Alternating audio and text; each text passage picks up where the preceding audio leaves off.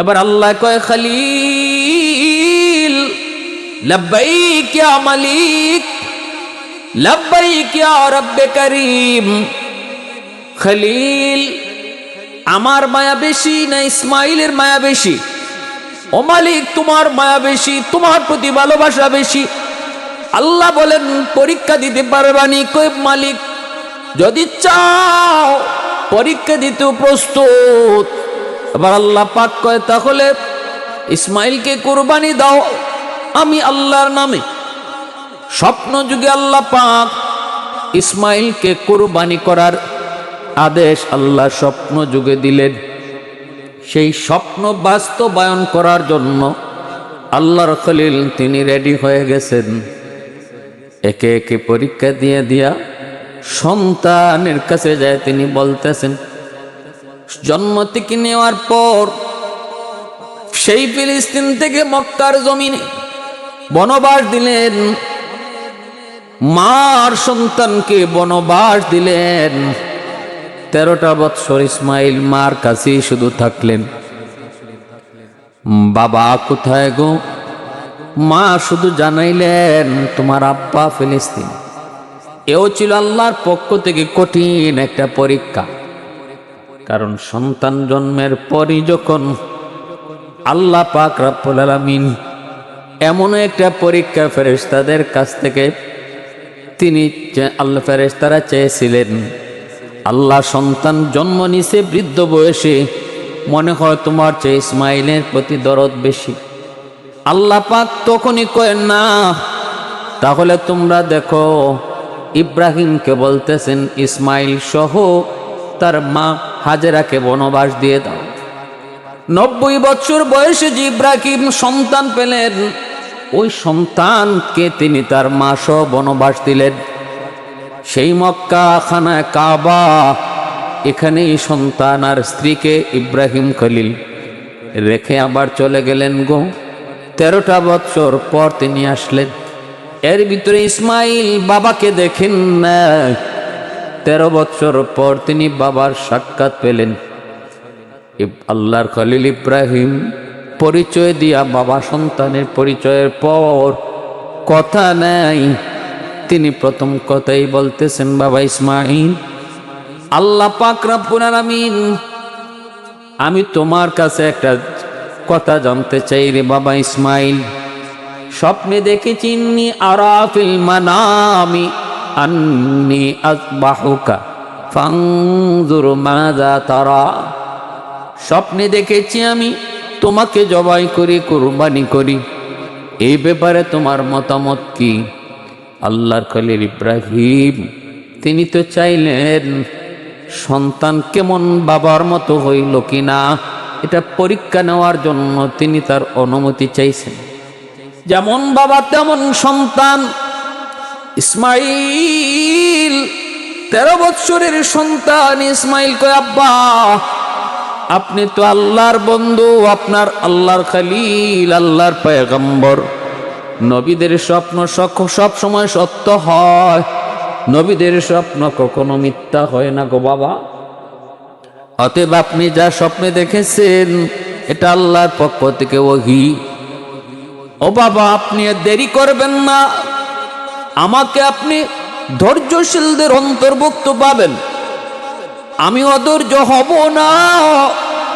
আপনি যেভাবে চান, আমার মালিক যেভাবে চাইছেন ওইভাবেই আপনি আমাকে কুরবানি করেন গো। আমাকে আপনি কখনো অধৈর্যশীলদের অন্তর্ভুক্ত পাবেন না, আমি ধৈর্যশীলদের অন্তর্ভুক্ত। সাতাজিদুনি ইনশাআল্লাহু মিনাস সাবিরিন। সব সময় আপনি আমাকে ধৈর্যশীলদের অন্তর্ভুক্ত পাবেন, অধৈর্য হব না। তবে গো বাবা আমাকে আপনি যখন জবাই করবেন আপনার চোখটা আপনি বেঁধে নিয়েন, কারণ আমার চেহারার দিকে তাকাইলে আপনার মায়া লাগবে।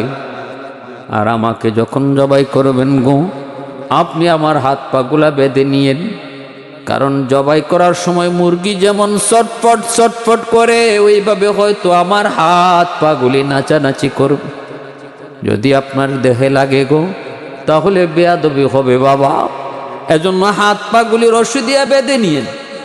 3 নাম্বার হলো রক্ত মাখা জামাগুলি আমার মার কাছে নিয়ে আপনি দিয়েন, কারণ জন্মের পর থেকে আজকে 13টা বৎসর আমি মাকে দেখে দেখে বড় হয়েছি, মার আদর পেয়ে পেয়ে বড় হয়েছি। আমি আপনার আদর পাই না, মার কাছে আমি বাবার আদর মায়ের আদর পেয়েছি।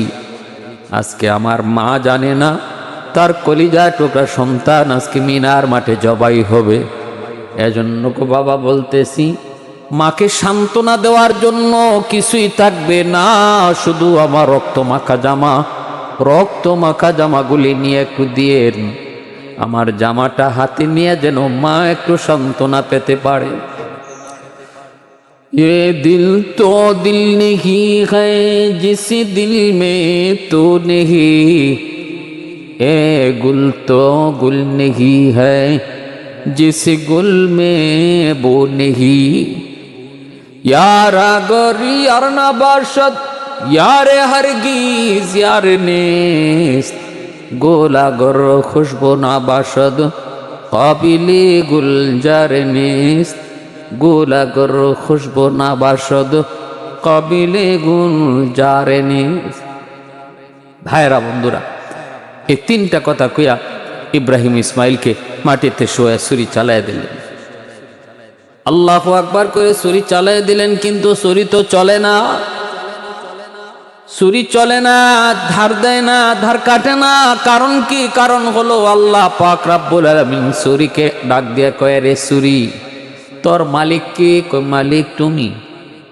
এ ছুরি সাবধান, আমার ইসমাইলের একটা পশম পর্যন্ত তুই জ্বালাবি না, পশম পর্যন্ত তুই কাটবি না। কারণ আমি দেখতেছি আমার ইব্রাহিম কই পর্যন্ত যায় আমারে খুশি করার জন্য। আমি আল্লাহ দেখতেছি আমার ইসমাইলও আমাকে খুশি করার জন্য কই পর্যন্ত যায়। সাবধান, আইতে আইতে চূড়ান্ত জায়গাতে আইছে ছুরি, সাবধান আমার ইসমাইলের একটা পশমও কাটবি না তুই।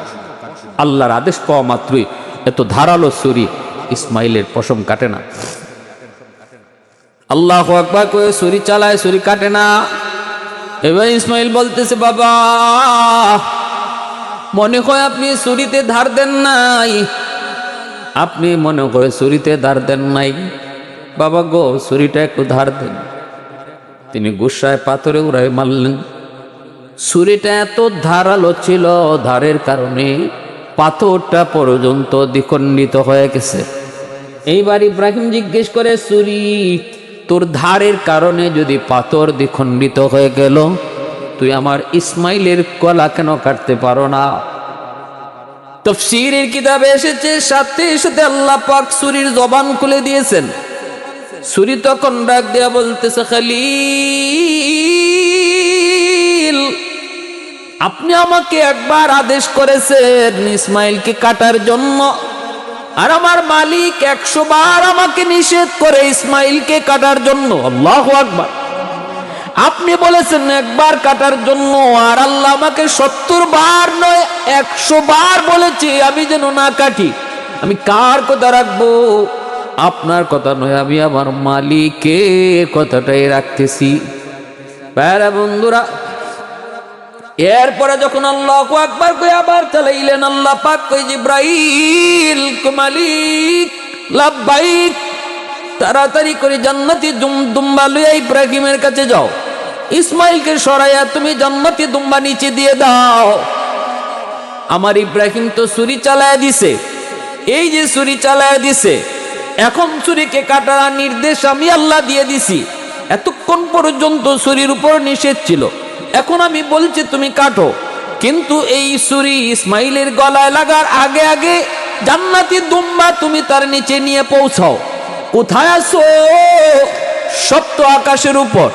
কেমনে যাব আমি আল্লাহ জানি না, তবে ছুরি ইসমাইলের গলায় পৌঁছার আগে আগে ইসমাইলকে সরায়া জান্নাতি দুম্বা পৌঁছানো লাগবে। এজন্য জিব্রাইলে আমিন বলেন, পৃথিবীতে 3 বার আমি কেমনে এসেছি জানি না, এত দ্রুত আমি 3 বার দুনিয়াতে এসেছি। আর কোন সময় আমি এত দ্রুত আসি নাই। 3টা সময়ের ভিতরে একটা হলো ইব্রাহিমের ছুরিও চলে, ইসমাইলের গলা কাটার জন্য। আর আমি জিব্রাইল ও সাত আকাশের উপর থেকে জান্নাতি দুম্বা লইয়া জমিনে আসি। ছুরি গলায় লাগার আগে আগে আমি জিব্রাইল আমার যতগুলি ক্ষমতা ছিল, যতগুলি ডানা ছিল গো, সবগুলি ডানা একসাথে ব্যবহার করে মুহূর্তের ভিতরে ইসমাইলকে সরাইয়া জান্নাতি দুম্বা নিচে শোয়া দিছি। ইব্রাহিমের ছুরি চলছে, গজ গজ করে কাটার আওয়াজ হচ্ছে। ইব্রাহিমের চোখ তো বাধা, তিনি তো আল্লাহু আকবার আল্লাহু আকবার কয়ে চিৎকার দিয়ে উঠলেন, ইসমাইলের গলা কাটছে। ইব্রাহিমের তো খবর নাই এই কাটা তো ইসমাইলের গলা কাটা নয়, এই কাটার আওয়াজ তো হলো জান্নাতি দুম্বার গলা কাটার আওয়াজ। এই খবর তো ইব্রাহিমের নাই গো, কারণ তার চোখ বাঁধা। যখনই তিনি কইছেন আল্লাহু আকবার আল্লাহু আকবার, ভাইরা বন্ধুরা, যখনই কইছেন আল্লাহু আকবার তখনই দেখা যায় দুম্বা তার কাটা হয়ে গেছে। চোখটা খুলছেন, চোখটা খুইলা দেখেন পাশেই দাঁড়ায় আছে ইসমাইল, আর নিচে জান্নাতি দুম্বা এরকম জবাই হয়েছে। জিব্রাইল আলাইহিস সালাম ইসমাইলকে নিয়ে দাঁড়ানো। ইব্রাহিম আলাইহিস সালাম তখন আবার গিয়া সন্তানকে ধরছে, ডাক দিয়া, বাবা আয়, কি থেকে কি হয়ে গেল বাবা আয়, তোরে তো কাটতে পারলাম না। ইসমাইল রেডি হয়েছেন, যখনই সন্তানকে যায় টান দেয়, জিব্রাইল টান দিয়ে আটকায় কয়, ও আল্লাহর খলিল, আর ইসমাইলের গলায় ছুরি চালানো লাগবে না। আপনি আল্লাহর দেওয়া পরীক্ষায় 100 পাশ করেছেন, আপনি জবাই করেছেন দুম্বা, কিন্তু আল্লাহর আদালতে জবাই হয়েছে ইসমাইল। তখন থেকে আল্লাহ পাক ইসমাইলের নাম রেখে দিলেন জবিহুল্লাহ, ইসমাইল জবিহুল্লাহ। অতএব আপনার আর কাদ সাদ্দাকতার রুইয়া ইন্না কাযালিকা নাজজিল মুহসিনিন, আপনি স্বপ্ন বাস্তবায়ন করেছেন, পরীক্ষায় পাশ করেছেন।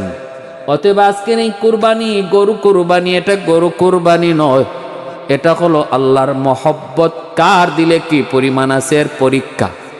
আমার কি দুনিয়ার মহব্বত অন্তরে বেশি, নাকি আল্লাহর মহব্বত বেশি? সন্তানের মহব্বত বেশি নাকি আল্লাহর মহব্বত বেশি? জমি জমার মহব্বত বেশি নাকি আল্লাহর মহব্বত বেশি? চেয়ারম্যানের চেয়ারের মহব্বত বেশি নাকি আল্লাহর মহব্বত বেশি? এর পরীক্ষা হলো কুরবানি। সন্তানের প্রতি বাবার মহব্বত দুনিয়ার সবচেয়ে বড় মহব্বত। সেই মহব্বতের কুরবানিতে ইব্রাহিম তিনি পরীক্ষায় পাশ করেছেন।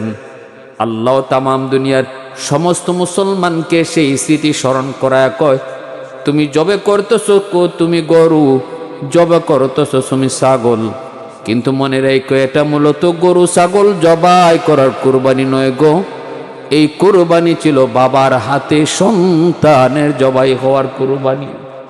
একজন বাবা তার সন্তানকে জবাই করেছিল আল্লাহকে খুশি করার জন্য, সেই কুরবানি তুমি আজকে করতেছো। অতএব এটা পশু জবাইয়ের কুরবানি না, এটা মনের ভিতরে যে আল্লাহর প্রতি, আল্লাহর সাথে অবাধ্যতা বা আল্লাহর থেকে তোমার বিমুখতা ছিল, বা তোমার অন্তরের ভিতরে যে একটা পশু আছে, ওই পশুটারে মূলত জবাই করতেছো। আল্লাহ মূলত গরু আর ছাগলের জবাইটা দেখে না, আল্লাহ দেখে মানুষের মনের ভিতরে যে একটা পশু আছে, ওই পশুটারে কে জবাই করলো, এই জিনিসটাই আল্লাহ পাক কুরবানিতে দেখেন। লা ইয়ানালাল্লাহু লুহুমুহা ওয়ালা দিমাউহা ওয়ালাকিন ইয়ানালুহুত তাকওয়া মিনকুম। তুমি কত লক্ষ টাকার গরু জবাই করেছো এটা আল্লাহ দেখে না, আল্লাহ পাক দেখে কার মনের ভিতরে পশুটারে জবাই করেছে। যার মনের দিলের ভিতরে পশুটারে সে জবাই করলো, তার কোরবানি আল্লাহর কাছে কবুল। এজন্য আমার ভাইরা, আমরা কোরবানি করব আমার আল্লাহকে শুধু খুশি করার জন্য, আল্লাহর সন্তুষ্টি পাওয়ার জন্য, এবং আমার দিলের ভিতরে আল্লাহর মহব্বত ছাড়া আর কারো মহব্বত যেন আমার অন্তরে বেশি না থাকে, এর পরীক্ষাটাই হলো কোরবানি, যেটা ইব্রাহিম আলাইহিস সালাম দিয়েছেন। এই চিন্তাটা মাথায় রেখে করব, হালাল টাকা থেকে কোরবানি দিব, হারাম টাকা কখনো আমরা এর ভিতরে মিশ্রণ ঘটাবো না। 7 শরিকে যদি কেউ কোরবানি দিতে যান, সাবধান, 7 জন শরিকের ভিতরে 7 জনের টাকা হালাল কিনে এটা দেখতে হবে। একজনের টাকা যদি হারাম হয়, একজন যদি কোনো সুদী প্রতিষ্ঠানে চাকরি করেনেওয়ালা কোনো লোক শরিকদার থাকে, তাহলে তার কারণে 7 জনের কোরবানি বাতিল হয়ে যাবে। এজন্য শরিকানা কোরবানি খুব সেন্সিটিভ বিষয়। শরিকানা কোরবানি দিতে গেলে 7 জন লোক আল্লাহওয়ালা, দিনদার, হালাল পথে কামাই করেনেওয়ালা, এটা দেখতে দিতে হবে। একজনের কারণে বাকি সবার কোরবানি বাতিল হয়ে যাবে। আপনার তৌফিক হয় না, আপনি একটা ছাগল কোরবানি করেন, একা দেন, তাও শরিকে যায়েন না। কারণ আমি আমার দিলের হালত জানি, আর একজনের দিলের অবস্থা আমি কেমনে জানবো, এটা তো আল্লাহ ভালো জানেন। অথবা আমি আমারটা জানি, আমি গরু গুস খাইবাল্লাই কোরবানি দিতেছি, মানুষের কাছ থেকে বদনাম শুনবো এই জন্য কোরবানি দিতেছি, আমার বাচ্চা কাচ্চা কি কইব এই নিয়ে তো কোরবানি দিতেছি, নাকি আল্লাহকে খুশি করার জন্য কোরবানি দিতেছি, এটা আমি আমারটা কইতে পারবো, আরেকজনেরটা কেমনে কইমো? তাহলে তার দায়ভার আমি নিমু কেন? শরিকানা কোরবানি দিয়া এর চেয়ে বরং একটা ছাগল কোরবানি দেন, কোনো অসুবিধা নাই। আপনারও 1 লক্ষ টাকা আপনার কাছে সম্পদ আছে, ঈদের দিনে অতিরিক্ত আপনি 1 লক্ষ টাকা আছে আপনার কাছে, আছে আপনার উপর ওয়াজিব, আপনার স্ত্রীর কাছে আছে আপনার স্ত্রীর উপরেও ওয়াজিব, আপনার সন্তানের কাছে আছে সন্তানের উপর ওয়াজিব। আমরা অনেক মনে করি যে একজন ঘরের বাপে কুরবানি দিলাইলে সব বাপ, পুত, মেয়ে, ছেলে সবের কুরবানি হয়ে যায়। মোটেও না। নামাজ কি ঘরের একজনে পড়লেই হগলের নামাজ আদায় হয়ে যায়? না, নামাজ সবার উপরে ফরজ লাগে। বাপের উপরও নামাজ ফরজ, পুতের উপরও নামাজ ফরজ, বউয়ের উপর নামাজ ফরজ। একজনে নামাজ পড়লে যেমন সবের নামাজ আদায় হয় না, ঘরের একজনে কোরবানি দিলে সবার কোরবানিও আদায় হয় না। যতজন 1 লক্ষ টাকার মালিক, বাপ যদি মালিক হয় বাপের উপরে ওয়াজিব, ফুতের যদি মালিক হয় ফুতের উপরে ওয়াজিব। ফুত এবার বিয়া করুক আর না করুক, বিয়ার সাথে কোনো সম্পর্ক না কোরবানির। যদি বিয়া নাও করে আর 1 লক্ষ টাকার মালিক সে থাকে, তাহলে তার উপরেও কোরবানি ওয়াজিব, স্ত্রীর উপরেও কোরবানি ওয়াজিব। অতএব এই পরিমাণ টাকা, এই পরিমাণ সম্পদ, এই পরিমাণ স্বর্ণ যার কাছে থাকবে তার উপরে ওয়াজিব। একজনের কোরবানি দ্বারা 7 জনের কোরবানি আদায় হয় না, যতজন তাদের উপরে ওয়াজিব। হ্যাঁ, এবার কইতে পারেন আপনি 7 নাম আপনি দিয়া দিতে পারেন একটা গরুতে, 7 জনের ঘরে 7 জন সদস্যের নাম দিতে পারেন, কিন্তু নাম দিতে হবে। আল্লাহ রসুল বলে ওয়াজিব হইছে কোরবানি, এরপরও কোরবানি দিবে না, তার ধমকি ফালা ইয়াকরাবান্না মুসাল্লানা, সে যেন ঈদগাহে না আসে। এটা আল্লাহ রসুল দরদি নবী উম্মতের এত বড় কঠিন ধমকি দিচ্ছেন, এতে বোঝা যায় কত বড় কঠিন কবিরা গুনাহ। আল্লাহ আমাদের সবাইকে এই কোরবানির সামনে আসতেছে নিয়ত খালেস রাইখা কোরবানি দেওয়ার, এবং যাদের উপরে কোরবানি ওয়াজিব হইছে ভালো করে খোঁজখবর নিয়া মাসালা জানিয়া আমি আমার কোরবানিটা আদায় করি। আল্লাহ তৌফিক দান করেন। ওয়া আখির দাওয়া।